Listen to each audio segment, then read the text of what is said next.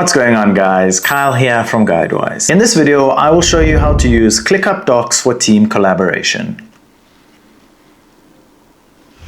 Once you're on ClickUp, in the left column, scroll down to Docs. Then in the top right corner, select New Doc. You can then give your document a name. So we will name this Instagram Shorts. Once you have given your document a name, you can then start writing your plan or content. You can also add comments by simply highlighting a word, then clicking comment, and then adding in your comment. Then make sure you hit send. So now your teammates will see that there is a comment.